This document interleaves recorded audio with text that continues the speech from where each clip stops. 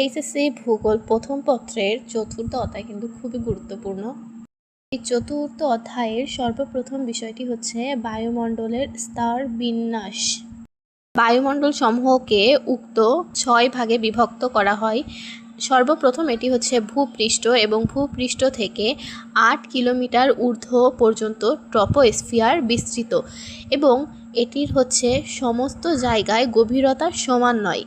নিরক্ষীয় স্থানে গভীরতা 16 কিলোমিটার এবং মেরু স্থানে গভীরতা 8 কিলোমিটার এবং ট্রপোস্ফিয়ারে প্রতি কিলোমিটার বা 1000 মিটারে কিন্তু 6.5 তাপমাত্রা হ্রাস পায় এবং এই অংশে জলীয় বাষ্প বেশি থাকে, ফলে মেঘ, বৃষ্টি, বজ্রপাত, ঝড়, তুষার, শিশির ইত্যাদি কিন্তু পরিমাণ বেশি থাকে এবং বিমান, জেট বিমান ইত্যাদি চলাচলের জন্য উপযুক্ত কিন্তু ট্রপোস্ফিয়ার।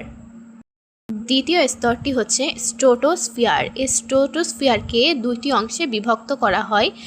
ভূপৃষ্ঠ থেকে অর্থাৎ ট্রপোস্ফিয়ার বা ট্রোপোফেজের উপরের অংশ থেকে অর্থাৎ 20 থেকে 50 কিলোমিটার থেকে কিন্তু ওজোনোস্ফিয়ার শুরু হয় এবং তার উপরের অংশ 50 থেকে 80 থেকে কিন্তু মেসোস্ফিয়ার তৈরি হয়। অর্থাৎ ট্রোপোফেজের উপর থেকে 80 কিলোমিটার ঊর্ধ্ব পর্যন্ত এই স্ট্র্যাটোস্ফিয়ার স্তরটি বিস্তৃত। ওজোনোস্ফিয়ারকে কিন্তু সৌর পর্দা বলা হয়, অর্থাৎ এটি অতিবেগুনি রশ্মি থেকে মানবকুলকে রক্ষা করে, ফলে মানব সৃষ্টি ধ্বংস হওয়ার হাত থেকে রক্ষা পায়। পরবর্তী স্তরটি হচ্ছে থার্মোস্ফিয়ার।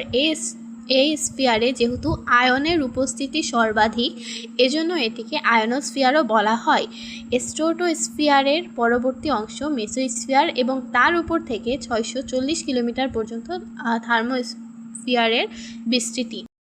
80 কিলোমিটার উচ্চতায় গিয়ে এই স্তরের তাপমাত্রা দাঁড়ায় 93 ডিগ্রি সেলসিয়াস এবং 500 কিলোমিটার উচ্চতায় গিয়ে তাপমাত্রা দাঁড়ায় 1200 ডিগ্রি সেলসিয়াস এবং এই স্থানে বায়ুপ্রবাহ নেই বললেই চলে।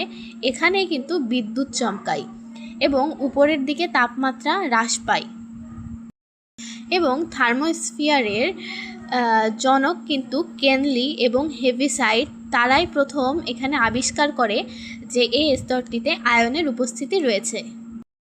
এর পরবর্তী স্তর হচ্ছে এক্সোস্ফিয়ার। এই স্তরটি 640 কিলোমিটার থেকে বহুদূর পর্যন্ত ঊর্ধ্বে অণুপরমাণুর ঊর্ধ্ব দিকে উত্থিত হয় বলে একে ঝর্ণা স্তরও বলা হয়, অর্থাৎ এক্সোস্ফিয়ারের অপর নাম হচ্ছে ঝর্ণা স্তর এবং এখানে বায়ু প্রবাহ হালকা বায়ু। পরবর্তী স্তরটি হচ্ছে ম্যাগনোস্ফিয়ার। এই স্তরটি কিন্তু একটি চৌম্বকীয় স্তর এবং সর্বশেষ স্তর। এখানে ইলেকট্রন ও প্রোটন আয়নগুলো বলাকারে অবস্থান করে বলে একে ভ্যান অ্যালেন বিকিরণ বলয় বলা হয়, অর্থাৎ ভ্যান অ্যালেন বিকিরণ বলয় হচ্ছে ম্যাগনেটোস্ফিয়ার।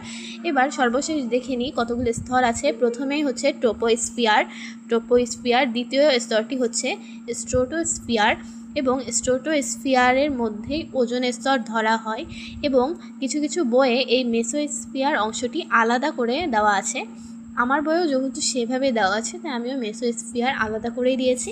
পরবর্তী স্তরটি হচ্ছে থার্মোস্ফিয়ার, তারপরের স্তরটি হচ্ছে এক্সোস্ফিয়ার এবং পরবর্তী এবং সর্বশেষ স্তরটি হচ্ছে ম্যাগনেটোস্ফিয়ার। পরবর্তীতে এই বাকি তিনটি বিষয় নিয়েও আলোচনা করা হবে।